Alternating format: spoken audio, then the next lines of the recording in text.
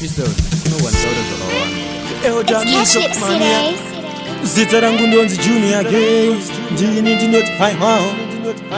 Saka kutandara hedu, ende futi kufarisa hedu. Ngati tambe takangwarira tisafurirwe nehama neshamwari, unasamwari nekuda kwemari. Ngati tambe takangwarira tisafurirwe nehama neshamwari, unasamwari nekuda kwemari. Ungava mukutamba mese mukudanana, ziva vanotamba naye. Kana mukudanana imo mukutamba mese, ziva vanodana naye. Nekuti vanotamba nayo, vanofamba naye, ndiye chakufurira. Ende futi vanotemba nayo, vanovimba naye, kudziwa chakuwisira. Ngati tambe takangwarira tisafurirwe nehama neshamwari, unasamwari nekuda kwemari. Ngati tambe takangwarira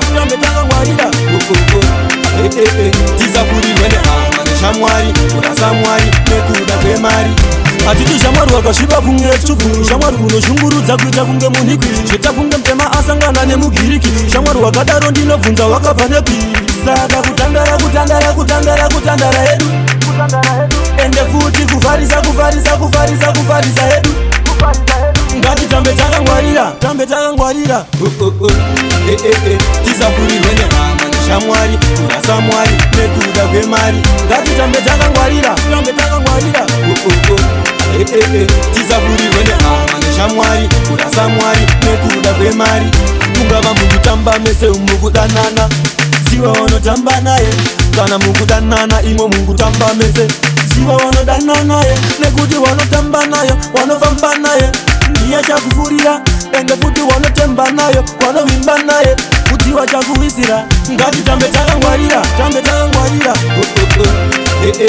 tisafurirwe nehama neshamwari, unasamwari nekuda kwemari. Ngati tambe takangwarira tisafurirwe nehama neshamwari, unasamwari nekuda kwemari.